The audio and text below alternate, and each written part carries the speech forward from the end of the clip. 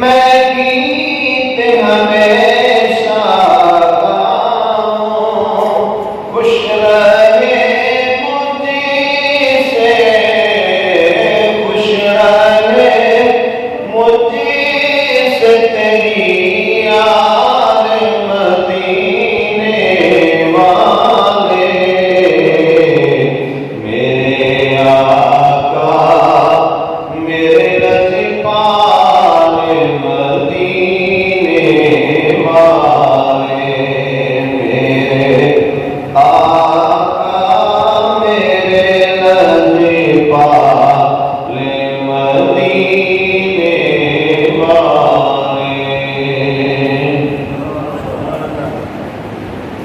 اللہ کریم جل جلالہ عم نوالہ وعظم شانہ واتم برہانہ کی حمد و سلام آقا دو عالم نور مجسم شفیع معظم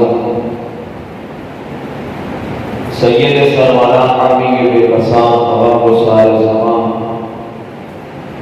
سید مرسلام احمد مجتبی جناب حضرت محمد مصطفیٰ صلی اللہ علیہ وآلہ وسلم کی بارگاہ حضور میں اپنی عقیدتوں اور محبتوں کا خراج پیش کرنے کے بعد معزز و محترم سامعین و ناظرین، اللہ کریم جل شانہ کا احسان عظیم ہے کہ خالق ارض و سما نے ہمیں اپنے پیارے محبوب صلی اللہ علیہ وآلہ وسلم کی امت میں پیدا فرمایا۔ دعا ہے اللہ تعالی ہمیں اپنے محبوب علیہ السلام کی غلامی میں زندہ رکھے اور نبی آخر مصطفیٰ صلی اللہ علیہ وآلہ وسلم کی غلامی میں اللہ ہمیں موت نصیب فرمائے۔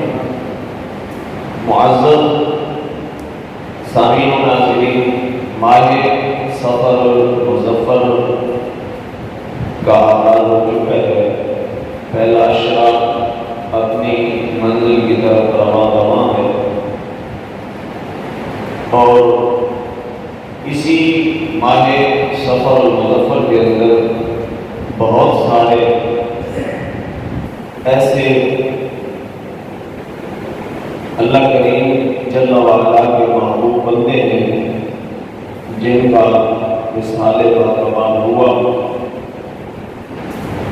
انہی محبوب کریم ہستیوں میں سے اسی ماہ سفر المظفر کے آخری عشرے 28 سفر المظفر کو ایک ایسی عظیم شخصیت اس دنیا فانی سے رخصت ہوئی کہ جنہوں نے اپنی زندگی کا ہر سانس اللہ اور اس کے رسول کے دین کے لیے وقف کیا ہوا تھا، جنہیں دنیا آج بھی مجدد الفسانی حضرت شیخ احمد فاروقی سرہندی رحمۃ اللہ تعالی علیہ کے نام سے یاد کرتی ہے۔ یہ وہ عظیم شخصیت ہے کہ جن کی برکت سے سرزمین ہند میں اسلام کا چراغ روشن ہوا اور بہت سارے ایسے گمراہ لوگ تھے، گمراہ فرقے تھے، جن کو اللہ کریم نے ان کی وساطت سے، ان کے وسیلے اور صدقے سے ہدایت نصیب فرمائی اور وہ حضور سید عالم نور مجسم صلی اللہ تعالی علیہ وآلہ وسلم کے نہ صرف کلمہ گو ہوئے بلکہ حضور کے سچے غلام بن ہوئے۔ اور ان کے بزرگ جو تھے، ان کے جو دادا یا ان کے والد گرامی، حتیٰ کہ ان کی خاندان میں جو چھٹے نمبر پہ آپ کے جد امجد ہیں، ان سے لے کر شیخ احمد فاروقی سرحدی رحمۃ اللہ علیہ کے والد گرامی تک انہوں نے دین اسلام کے لیے اپنی خدمات پیش کی، اور اس سے پہلے سرزمین ہند میں جس شہر کے اندر انہوں نے اسلام کا چراغ روشن کیا اور لوگوں کو راہ ہدایت کی طرف بلایا، دعوت دی، اس شہر میں، اس علاقے میں علماء فرماتے ہیں کہ پہلے انسان تو تھے لیکن ان کے پاس انسانیت نہیں تھی، خون خوار درندوں کا وہ مسکن کہلاتا تھا۔ تو یہ اللہ کریم جل شانہ کا نظام ہے کہ جب بھی کوئی دنیا میں خونخوار درندہ منظر عام پہ آتا ہے یا باطل پرست کوئی باطل قوت ساتھ اٹھانا چاہتی ہے، تو پھر اس کے مقابلے میں اللہ تعالیٰ اپنے محبوب کی امت میں سے کسی نہ کسی مرد کلندر کو بھیج دیتا ہے، اور پھر وہ اس باطل قوت کا، فرعونی قوت کا سینہ تان کے مقابلہ کرتا ہے۔ اور اسلام کی تاریخ پڑھ کے دیکھ لیں کہ کسی بھی مرد کلندر کو جو حق کا پیکر بن کے حق کی صدا بلند کرتے ہوئے مرد مجاہد بن کے اللہ اس کے رسول کی رضا کے لیے میدان عمل میں نکلتا ہے، تاریخ پڑھ کے دیکھ لیں حضور کی کسی غلام کو آج تک شکست نہیں ملی، آج تک شکست نہیں ملی۔ شرط یہ ہے کہ بس خالصتاً اللہ اس کے رسول کی رضا کے لیے۔ بڑے بڑے دنیا میں آئے جنہوں نے اسلام کے چراغ کو بجھانا چاہا، مٹانا چاہا اسلام کو، لیکن اسلام کیسے مٹ سکتا ہے جس کا حامی و ناصر خود اللہ تعالیٰ ہے؟ اسلام مٹ تو نہیں نہ سکتا۔ اسلام کل بھی زندہ باد تھا، اسلام آج بھی زندہ باد ہے، اور اسلام صبح قیامت تک اونچا بولو، اسلام صبح قیامت تک زندہ باد رہے گا۔ اس لیے اس کی حفاظت خود میرا رب کرنے والا ہے، قرآن کی حفاظت بھی خود رب کرنے والا ہے، ذات رسول کی حفاظت بھی خود، بولو ذات رسول کی حفاظت بھی خود رب کرنے والا ہے۔ جا کے رہے ذرا خوش تباہ ہو کر بیٹھے اور ذوق سے سنے چند چیزیں کی باتیں میں نے عرض کرنی ہے۔ جس کا حامی و ناصر خود خدا ہو اسے کوئی مٹا سکتا نہیں، فانوس بن کے جس کی حفاظت خدا کرے وہ شمع کیسے بجھے جسے روشن خود ہوگا۔ اس لیے میرا اللہ فرماتا ہے یریدون لیطفئوا نور اللہ بافواہہم واللہ متم نورہ ولو کرہ الکافرون۔ پروردگار عالم جل شانہ نے واضح اعلان فرما دیا، فرمایا کافر کیا چاہتے ہیں کہ وہ اور ہندو، سکھ، عیسائی، یہ جتنی بھی شیطانی قوتیں ہیں، غیر مسلم لوگ ہیں، یہ کیا چاہتے ہیں کہ یہ اسلام کے چراغ کو بجھا دیں گے؟ فرمایا نہیں، واللہ متم نورہ، اللہ تعالیٰ اسلام کا پرچار کر کے رہے گا، اسلام کا ڈنکا بجا کے رہے گا۔ ولو کرے الکافرون، اگرچہ کافر اسے ناپسندی کیوں نہ کرے۔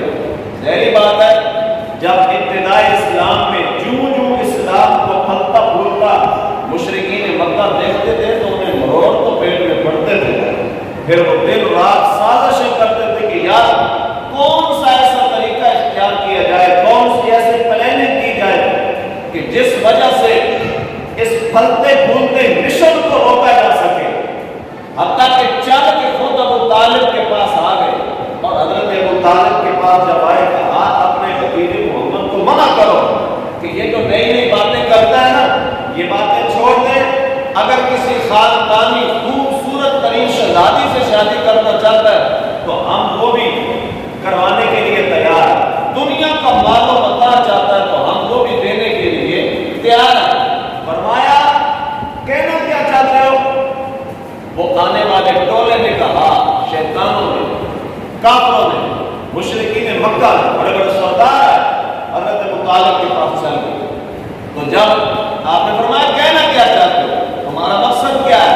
انہوں نے کہا کہ بس ہم چاہتے ہیں کہ جو نئے دین کی بات کرتا ہے کہ میں اللہ کا آخری نبی ہوں، انا خاتم النبیین لا نبی بعدی، میرے بعد کوئی نبی نہیں آئے گا، میں جو شریعت لے کے آ گیا، اب اللہ نے ختم نبوت کا دروازہ بند کر دیا، اب کوئی رسول بولو، اب کوئی رسول میرے بعد یہ باتیں چھوڑ دے۔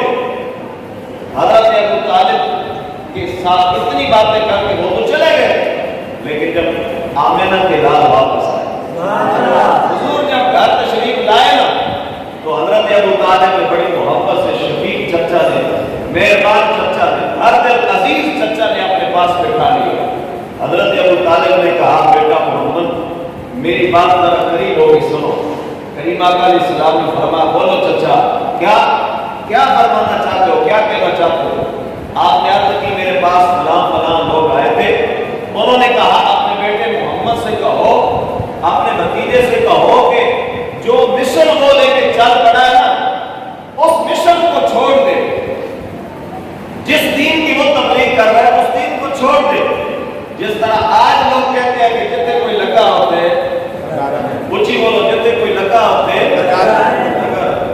حالانکہ علماء فرماتے ہیں کہ جیڑا بندہ یہ عقیدہ رکھتا ہے جتنے کوئی لگا رہے، اگر امام مسجد ہوئے تو وہ پیچھے نماز بھی نہیں ہوتی، جتنے کوئی لگا رہے، اگر جتنے کوئی لگا رہے ٹھیک ہے، انج دا معاملہ ہوتا تو میرے امام حسین کربلا کیوں جاتے؟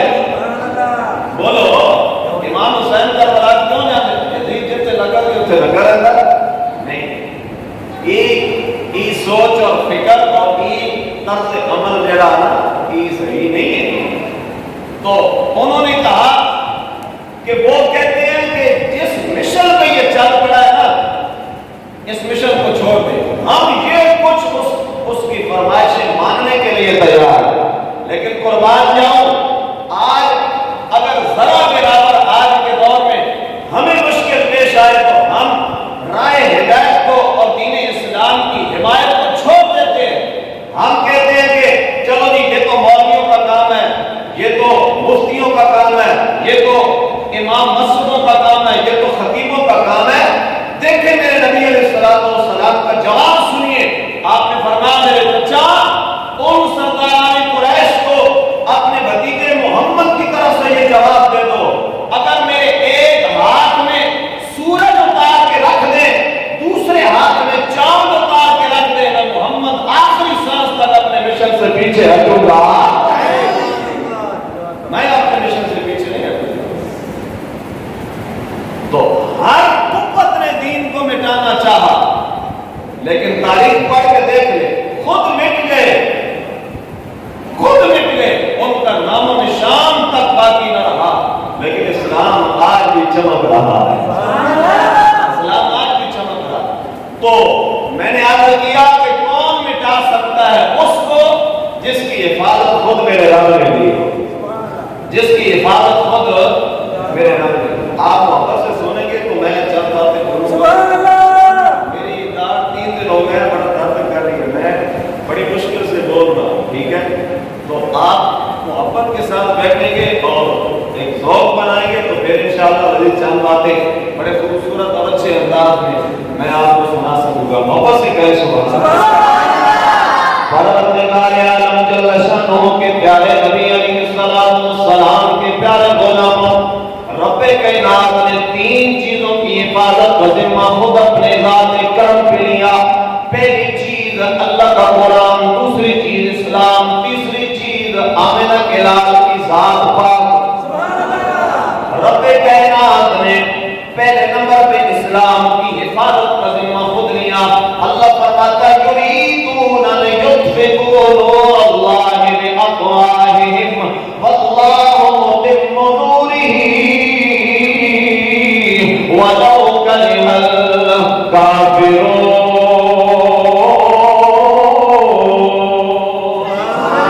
دوسرے نمبر پہ میرے اللہ نے قرآن کی حفاظت کا ذمہ خود اٹھایا اور اسے اس لیے کوئی مٹا نہیں سکتا۔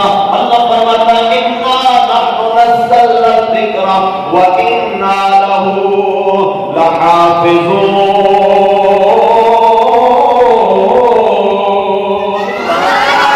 تیسرے نمبر پہ پروردگار عالم جل شانہ نے تیرے میرے نبی پاک نبی کی ذات کا ذمہ اللہ نے خود اٹھایا.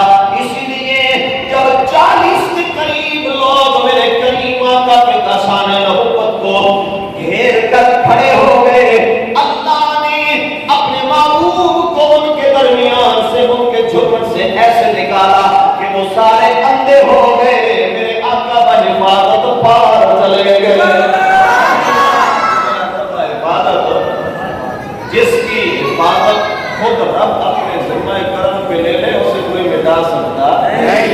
مٹ گئے, مٹتے ہیں, مٹ جائیں گے آدھا تیرے, نہ مٹا ہے نہ مٹے گا کبھی چرچا ہے.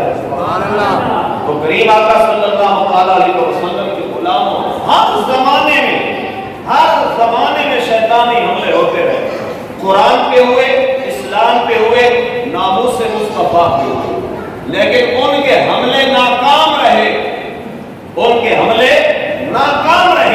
اسلام آج بھی اسی طرح چمک دمک رہا ہے, پوری آب و تاب کے ساتھ. اور حضور سید عالم صلی اللہ علیہ وسلم پہ نازل ہونے والا قرآن, اس پہ بھی بڑے بڑے حملے ہوئے. لوگوں نے اس کے نسخے دریا بوس کر دیے, پانی کے نظر کر دیے, بہا دیے, اور کئی نسخے جلا کے راکھ کر دیے. اور بڑے بڑے خونخوار درندے تخت شاہی میں بیٹھنے والے یہ سمجھے کہ ہم نے قرآن کو مٹا دیا. لیکن انہی کے دربار میں کھڑے ہو کر 8 یا 10 سالہ بچہ 7 پارے پڑھ کے ثابت کرتا ہے, ارے عقل کے اندھے تو تخت شاہی میں بیٹھ کے یہ دعویٰ کرتا ہے کہ میں نے قرآن کے نسخے جلا دیے, میں نے پانی میں بہا دیے, لہذا میں نے قرآن کو مٹا دیا. قرآن کے نسخوں کو جلایا جا سکتا ہے, قرآن کے نسخوں کو پانی میں بہایا جا سکتا ہے, لیکن محمد کے غلاموں کے دلوں سے قرآن کو نکالا جا سکتا ہے. حضور کے غلاموں کے دلوں سے قرآن کو نہیں نکالا جا سکتا. چھوٹا بچہ تلاوت کر کے بتا دیتا ہے کہ قرآن کے نسخوں کو تو تم ضائع کر سکتے ہو, لیکن ہمارے دل کے ٹکڑے بھی کرو گے نا تو ایک ایک ٹکڑے سے قرآن کی صدا ہوگا. امام حسین نے نیزے پہ قرآن پڑھا کہ نہیں؟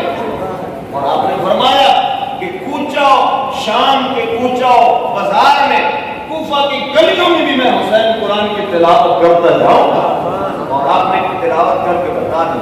اور میرے نبی علیہ السلام کی ناموس کا ذمہ بھی اللہ نے خود لیا اللہ نے. یہی تو وجہ ہے کہ آج صدیاں بیت جانے کے بعد عظمت مصطفیٰ کی محفل آج بھی سج رہی ہے. تو انہی بد وقتوں کی فہرست میں جنہوں نے قرآن پہ حملہ کیا, اسلام پہ کیا, ذات رسول پہ کیا, انہی بد وقتوں میں سے ایک ایسا بادشاہ گزرا جسے جلال الدین اکبر کہا جاتا ہے. کیا کہا جاتا ہے؟ سارے بولو جلال الدین. نام دیکھیں جلال الدین اکبر, نام کتنا خوبصورت ہے. جلال الدین اکبر نام ہے لیکن ناسور ہے, ایک خونخوار درندہ ہے, بہت بڑا دشمن ہے اسلام کا. آج سے 400 سال پہلے کا حاکم گزرا جس نے سرزمین ہند پہ حکومت کی, اور اس کی کابینہ میں لوگ جو شامل تھے وہ سکھ تھے, عیسائی تھے, ہندو تھے, حتیٰ کہ اس کے وزیر مشیر کابینہ میں جتنے بھی لوگ شامل تھے وہ سارے کے سارے غیر مسلم تھے. خود مسلمانوں کے گھر میں یہ پیدا ہوا. نام جلال الدین اکبر, مسلمانوں کے گھر میں پیدا ہونے والا, سرزمین ہند پہ حکومت کرنے والا. اور پھر دیکھیں اس کا جو آرمی چیف تھا نا, ٹھیک ہے, سپہ سالار, وہ سرکار میری سکھ تھا. وہ کیا تھا؟ سکھ تھا. اور اس کی مجلس میں ظاہری بات ہے, آپ جب سے دنیا مادر وجود میں آئی, جتنے بھی بادشاہ گزرے ان کے درباری مولوی تو ہوتے تھے, چمچے کڑچے ہوتے تھے. اس کے دربار کے لوگوں میں شامل مسلمانوں میں سے 2 لوگ تھے. ایک کا نام ابو الفضل تھا, دوسرے کا نام فیضی تھا. اور یہ جو ابو الفضل تھا یہ بہت بڑا عالم تھا. बहुत बड़ा क्या था, आलिम था। अगर ये एक फारसी के अंदर माकूला नकल करता लिखता तो 8-8 10-10 सफों पे एक माकूला मुश्तमिल होता था। इतना बड़ा आलिम था ये, इतना बड़ा आलिम। पता चला जितना मर्जी कोई बड़ा आलिम हो, बड़ा काबिलियत रखने वाला बंदा हो, लेकिन हर कोई गुलामी मुस्तफा में साबित कदम नहीं रहता। पैसा दौलत देख के, जागीर जायदाद देख के बड़े बड़ों के ईमान बिक जाते हैं। अल्लाह का उस पे खास करम होता है और रसूलुल्लाह की खास नजर इनायत उस बंदे पे होती है कि जिसके सामने दुनिया की सारी माल और दौलत बेचने वाले खरीदने वाले रख देते हैं, उसको सौदा लगाने वाले सौदा लगा लगा के थक जाते हैं, लेकिन अल्लाह के नबी की नजर करम की वजह से उसे कोई खरीद नहीं सकता। जब भी खरीदने के लिए कोई जाता है तो वो आगे से यूं कहता है, अरे अकल के अंदो, तुमने लेट आके मेरा सौदा लगाया, मैं तो पहले ही बिक चुका हूं। पूछने वाले खरीदने वाले पूछते हैं, हमसे ज्यादा पैसे मिले? जवाब मिलता है, ना ना, तुम देर से आए हो, मेरा सौदा बाज़ार मुस्तफा में हो चुका है। मेरा सौदा तुम्हारे आने से पहले दरबार मुस्तफा में हो चुका है। जिस तरह ये जो मौजूदा सारे जिन्होंने कौम का जीना हराम किया हो, इन्होंने ऐसा किया कि नहीं? बड़े बड़े वजीर, बड़े बड़े लोग, सीटें ले लो, ये ले लो, वो ले लो, किस लिए जी? बस आप में चुप हो जाए, नामुस्से रिसालत की बात ना करें, खत्म नबूवत की बात ना करें, हमारे काले करतूतों के रास्ते में रुकावट ना बने, बस आप खामोश हो जाए, जो चाहते हैं ले लें।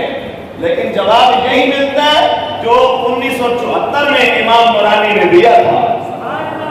इमाम नूरानी ने दिया था। उस वक्त कादियानी 1 करोड़ रुपया इमाम नूरानी को, शाह नूरानी रहमतुल्लाह अलैह को देने के लिए आए थे, और उस वक्त 14 रुपए कराया था रावलपिंडी और लाहौर का, 14 रुपए।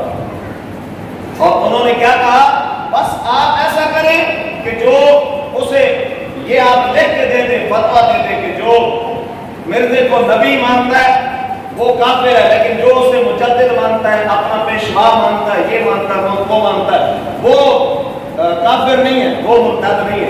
आपने फरमाया तुम लेट आए, तुम लेट आए, यार बोलो, आपने क्या फरमाया? तुम लेट आए। उन्होंने कहा हुजूर लेट आए, और उस वक्त 1 करोड़ से इमाम नूरानी पता नहीं क्या कुछ खरीद सकते थे, लेकिन आपने जवाब क्या दिया? फरमाया तुम लेट आए। उन्होंने कहा हमसे ज्यादा रकम मिल गई? फरमाया नहीं नहीं नादानो, तुमसे पहले मेरा सौदा बारगाह रसूल में हो चुका है। ये अबुल फजल और फैजी नामी, ये जलालुद्दीन अकबर के दरबारी थे, टुकड़े टुकड़े खाने वाले, टुकड़ों पे पलने वाले मौलवी थे ये। इन्होंने जुनाबे वाला क्या किया? इन्होंने कहा जलालुद्दीन अकबर के काम धरे। इन्होंने कहा यार 100 साल बाद नबी आता है, रसूल आता है, नई शरीयत लेके आता है, किताब लेके। अब पहली उम्मतों में ये मामलात होते थे, लेकिन अब नबी और तो कोई आना नहीं। कुरान जो है ये भी अब देखा जाए तो ये भी पुरानी किताब हो चुकी है, ठीक है। अब नबी तो कोई और आना नहीं, लिहाजा हम चाहते हैं कि तुम अपना एक दीन बनाओ। तुम क्या करो? अपना एक, ये उसे मशवरा कौन दे रहे हैं? अबुल फजल और फैजी, दरबारी मौलवी, दरबारी मुल्ला दे रहे हैं। पता चला कि ये हर दौर में ऐसे होते हैं, हर दौर में ऐसे होते हैं। उन्होंने जब ये मशवरा दिया ना, तो वो तो यही चाहता था नाम में किताब नहीं तैयार की जाए, तरतीब दी जाए, उसका नाम रखा जाए दीन अकबरी। नाम क्या रखा जाए? दीन अकबरी। वो तो इशारा चाहता था, क्योंकि वो बहुत बड़ा फासिक और जालिम इंसान था जलालुद्दीन अकबर बादशाह। वो तो तख्त शाही पे बैठा हुआ एक फिरौन था। उसने बस इशारा मिलती उसने कहा अच्छा ऐसा करना चाहिए, मैं भी यही चाहता हूँ, मुझे तो बस कोई बंदा नहीं मिल रहा था। उसने कहा चलो मैं ये जिम्मेदारी तुम्हें सौंपता हूँ, जल्दी जल्दी इस किताब की जुनाबे वाला इसे लिखो اسے ترتیب دو، اور پھر اس کتاب کے لیے موضوعات کیا چنیں گے، موضوع اس کتاب میں لکھنے کے لیے جلال الدین اکبر نے جو منتخب کیے، اور ان دو بندوں نے دربار مولوی نے جو منتخب کیے وہ کیا تھے کہ گائے ذبح نہیں کی جائے گی، اس سے ہندوؤں کا دل دکھتا ہے، اس سے ہندوؤں کا، یہ کتاب کے اندر درج تھا۔ یہ میں موٹے موٹے جو ٹائٹل تھے میں وہ آپ کو بتا رہا ہوں۔ مسجدیں شہید کر دی جائیں گی، اذانیں بند کر دی جائیں گی، نمازیں بند کر دی جائیں گی، خنزیر کا گوشت سرے عام دکانیں کھول دی جائیں گی، پھٹے لگا دیے جائیں گے، سرے عام ملا کرے گا، شراب جو ہے تو عام کر دی جائے گی، عام دکانوں پہ شراب ملے گی۔ اور اس نے کہا ہندو جو ہے وہ مسلمانوں کے ہاں شادی کریں گے، مسلمان جو ہے وہ سکھوں کے ہاں شادی کریں گے۔ اس نے اسلام کی دھجیاں اڑا کے رکھ دی، اسلام کی اس نے دھجیاں اڑا کے رکھ لی۔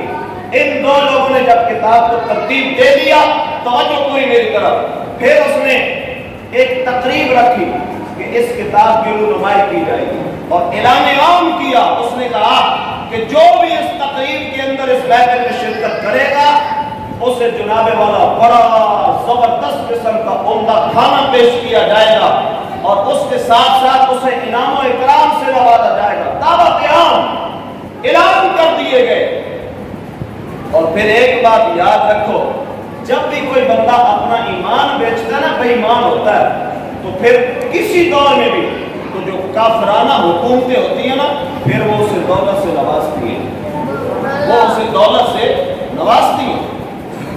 علماء یہاں تک کہتے ہیں، اگر آپ تاریخ پڑھیں تو جن لوگوں کے ساتھ آج بھی بڑے بڑے جاگیردار اور بڑے بڑے جائیدادوں والے، دولت والے، جن کے ساتھ آج بھی نواب لگتا ہے، ان میں سے اکثر لوگ جو ہیں وہ اسی بات کا نتیجہ ہے۔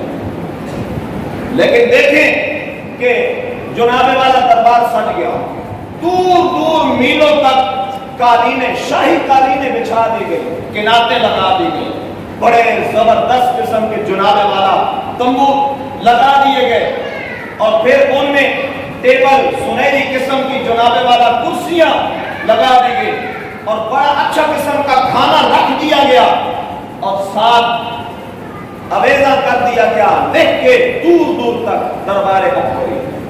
کیا لکھا گیا؟ اونچا بولو، دربار اکبری۔ ایک طرف سائڈ پہ پھٹا پرانا تمبو خیمہ لگا دیا گیا، اور اس خیمے کے اندر باسی دال، روٹی کے خشک ٹکڑے، پھٹی ہوئی صفیں رکھ دی گئی، اور معاذ اللہ ثم معاذ اللہ اس پہ لکھ دیا گیا دربار محمد۔ اس پہ کیا لکھ دیا گیا؟ دربار محمدی۔ میرے بھائیوں، میں آپ کو جھنجھوڑ کے یہ بات آپ کے عقل و دماغ میں ڈالنا چاہتا ہوں کہ نام دیکھیں جلال الدین اکبر، لیکن اس کے کرتوت دیکھیں، اسلام کا مذاق اڑانے والا، قرآن کا مذاق اڑانے والا، ذات رسول کا مذاق اڑانے والا، لہذا نام کی طرف نہیں دیکھنا چاہیے۔ بعض اوقات بڑے بڑے اچھے ناموں والے نامسور بن جاتے ہیں، خنزیر سے بھی بدتر ہو جاتے ہیں۔ ہمیں تو اپنوں نے لوٹا، غیروں میں کہاں دم تھا۔ جب اپنے جب غدار ہو جائیں، اپنے جب ایک جناب والا ہلکے کتے کی طرح غیروں کے ٹکڑے کھانے والے بن جائیں، اپنے جب اپنی قوم کا سودا کرنے والے بن جائیں، تو پھر کسی پہ گلا شکوہ کرنے کی کیا ضرورت ہے؟ ورنہ غیر مسلم قوتوں کی کیا طاقت کہ وہ مسلمان پہ جناب والا چڑھائی کرے، یا کسی لحاظ میں بھی مسلمان کو لتاڑنے کی کوشش کرے؟ کافر قوتوں میں تو اتنی طاقت ہی نہیں ہے، ان میں اتنا دمخہ میں نہیں ہے ان میں، اور مسلمانوں کے پاس صرف ایک پاور ہے اس کی وجہ سے، اور وہ ہے زارا کے بابا محمد عربی کی سچی غلامی، غلامی کے نتیجے میں۔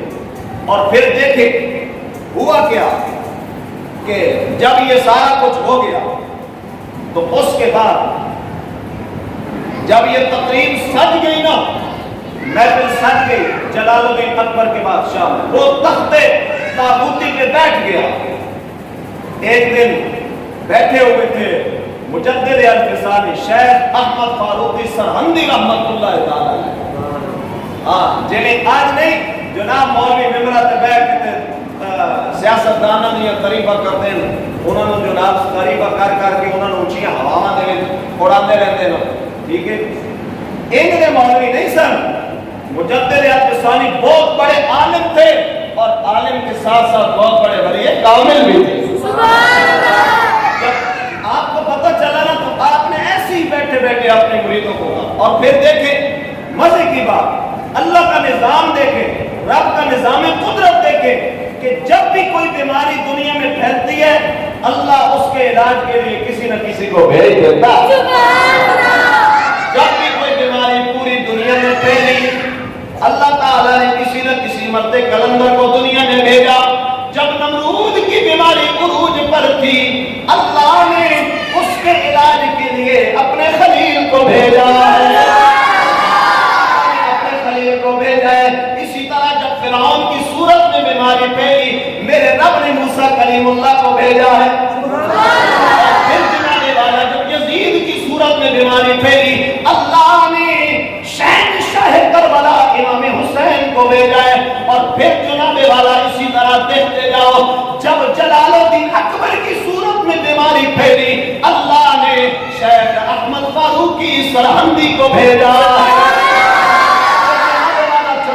چلتے جاؤ کراچی کی سرزمین میں جب جناب والا کسی قسم کے کوئی ٹیلی فون نہیں تھے کوئی خبریں پہنچانے والے آلہ جات بھی موجود نہیں تھے اس وقت جب رسول اللہ کی ناموز پہ حملہ ہونے والی ان کافروں نے بیماری پھیلی اگراروں نے بیماری پھیلائی اس وقت اللہ نے ایک ڈانگا چلانے والے عبد القیوم کو مرد مجاہد بنا کے میدان میں کھڑا کر دیا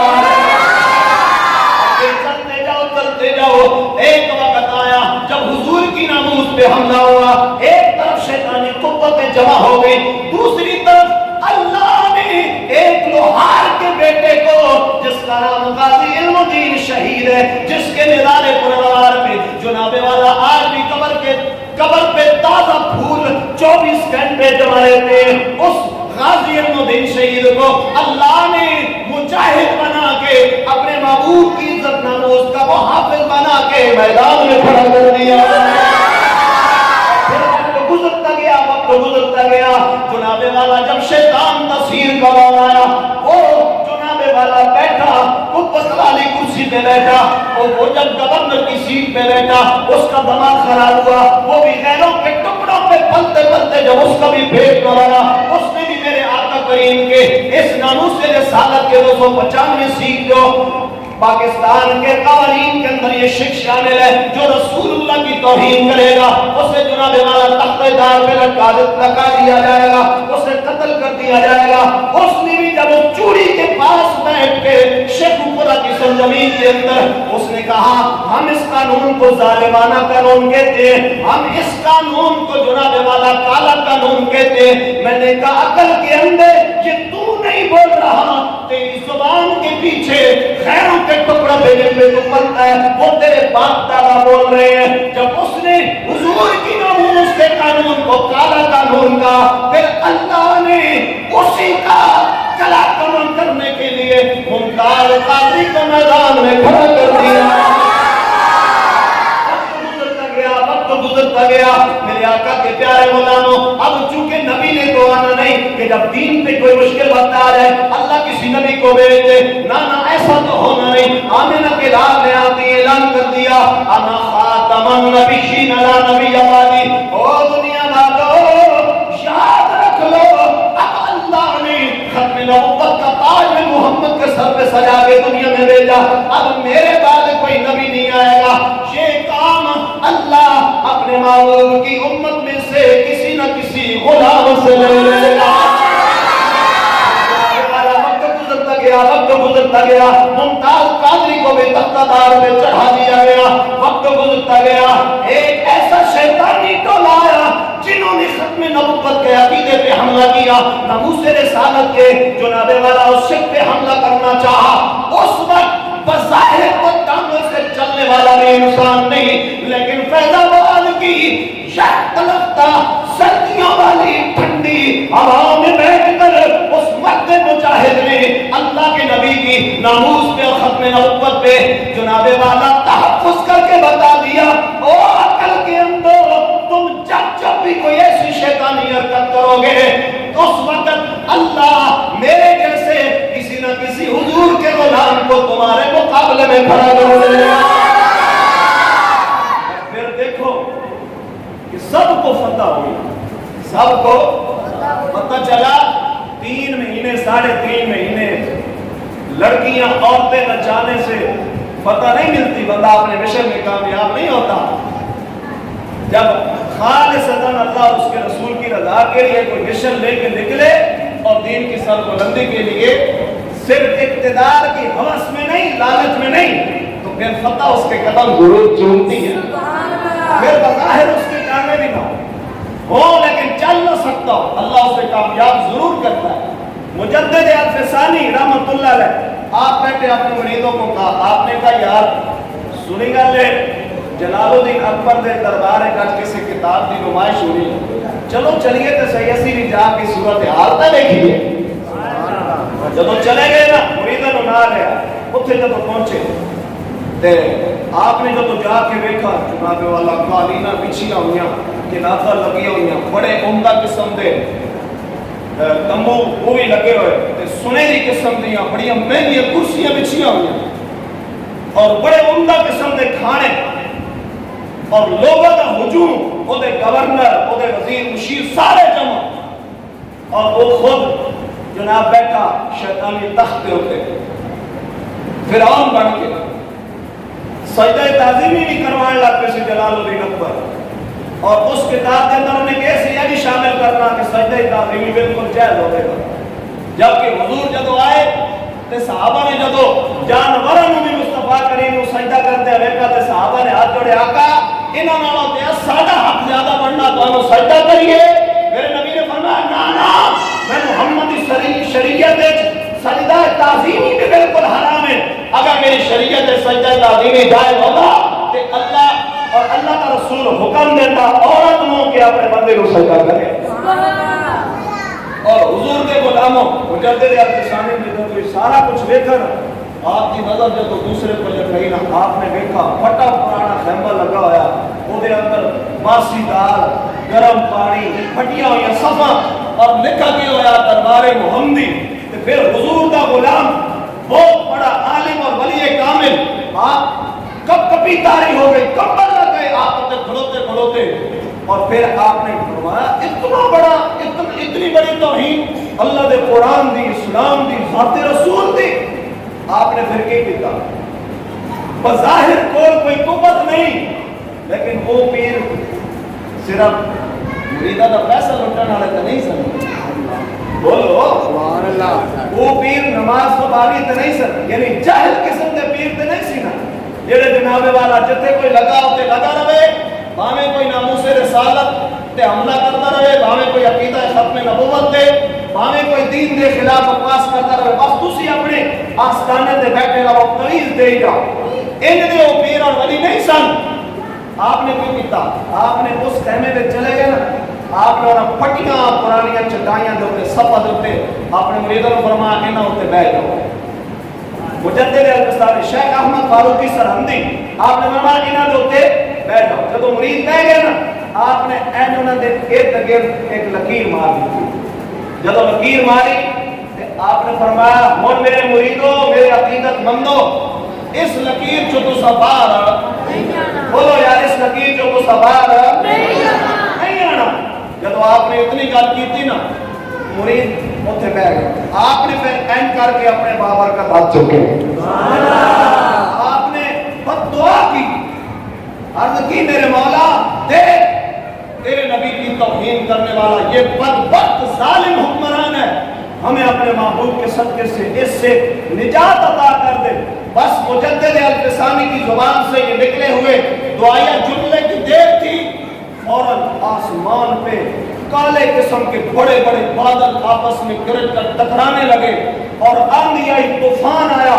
جناب والا وہ ساری کلینے، وہ سارے کنات اور تمبو جتنے بھی تھے وہ ہوا میں اڑتے ہوئے دکھائی دیے، پھٹتے ہوئے، کھانے سارے گرم گرم ہو گئے۔ اس کے وزیر، مشیر، گورنر سارے جان بچا کے کہر خداوندی دیکھ کے بھاگنے لگے۔ جلال الدین اکبر جب خود اپنے تخت شاہی سے نیچے اترا اور بھاگنے لگا تو ایک ہوا میں اٹھتی ہوئی لکڑی آئی اور اس کے سر پہ لگی، وہ بیروپیہ اسی وقت زمین پہ گرا۔ 3 یا 7 دن تک وہ بستر پہ رہا، اسی بے ہوشی کی حالت میں، پھر خود نہیں اٹھا، اس پر وقت کا جنازہ اٹھا۔ لیکن پھر دیکھیں اسی کا بیٹا جہانگیر بعد میں تخت نشین ہوا۔ جب وہ تخت نشین ہوا تو پھر اس نے اعلان کیا، اس نے کہا میرے باپ کا دین اکبری چلے گا، اعلان کر دو، میں دیکھتا ہوں کون روکتا ہے۔ لیکن جتنے بھی چمچے تھے نا انہوں نے کان بھرے، انہوں نے کہا جہانگیر تیرا باپ بھی یہ سارے دعوے کرتے کرتے خود مر گیا، زمین بوس ہو گیا، تو جانتا نہیں راستے میں بہت بڑی رکاوٹ مجدد الفسانی ہے، وہ یہ کام بالکل نہیں۔ اس نے کہا اچھا پہلے انہیں بلاؤ میرے دربار میں پیش کیا جائے۔ جب آپ آئے تو اس نے کہا مرید کو، اس کے چمچوں نے یہ بھی کہا کہ وہ تو سجدہ تعظیمی بھی نہیں کرتا۔ اس نے کہا اچھا پھر ایسا کرو، ایک ایسا طریقہ اختیار کرو، ایک ایسی راستہ بناؤ اس کے آنے کا، الماری ہو، باری لگی ہوئے، جب آئے گا تو این جھک کے انہیں جو لنگے گا نا تو اسی انہوں ہی سجدہ تعظیمی سمجھ لگا۔ لیکن جب اللہ کا محبوب بندہ اور مرد کلندر آیا مجدد الفسانی، آپ آئے کہ آپ نے جب ویکھا نا تو آپ نے نگاہ فراست نہ آپ نے دیکھ لیا، جانچ لیا کہ انہوں نے کس واسطے ان کا رستہ بڑھایا۔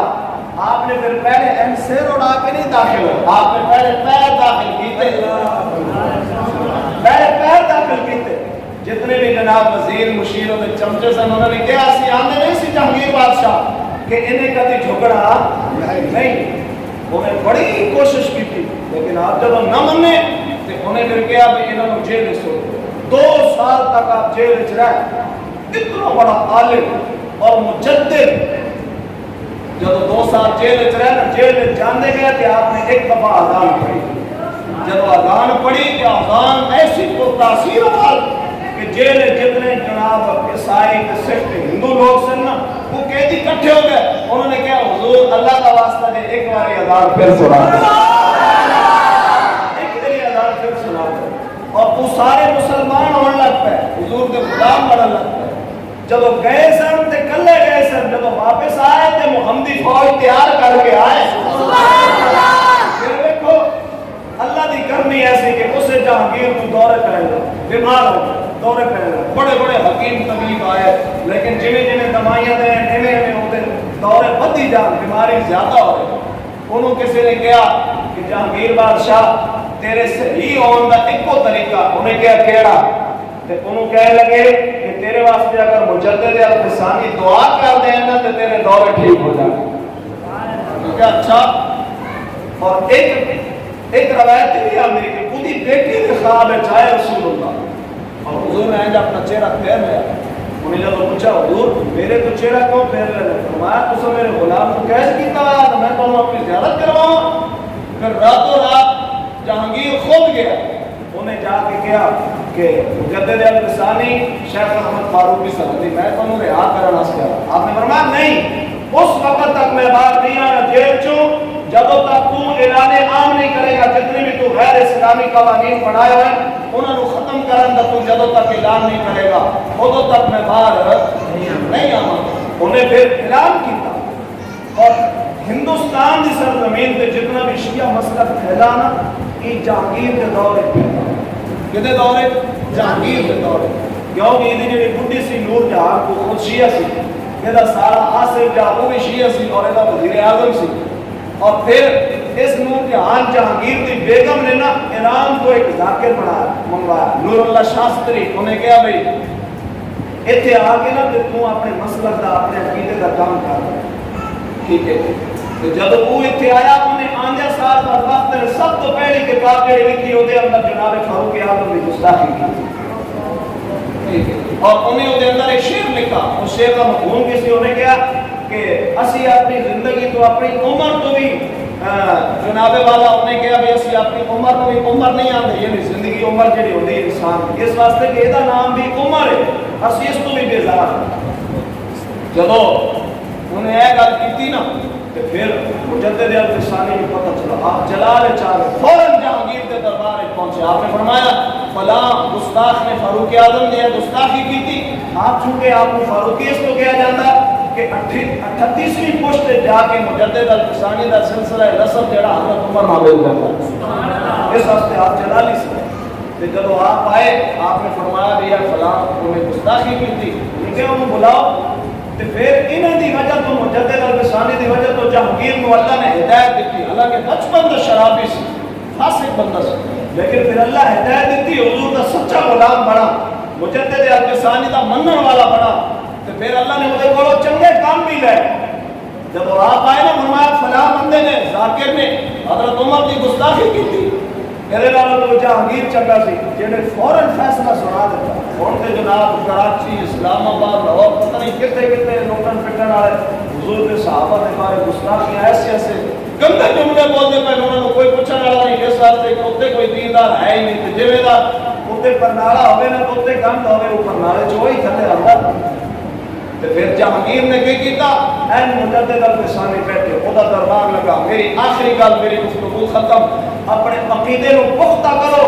کسے بندے دی جناب والا غیر سنجیدہ گفتگو سنن دی کوئی ضرورت نہیں جنہوں سن کے تھوڑے عقیدے تے کوئی آنچ آئے یا کوئی ایسا غلط تاثر جائے تھوڑے عقیدے کے متعلق. اپنے عقیدے کو محفوظ رکھو. جہانگیر نے پھر کی کیتا، انہیں کہا بلاؤ.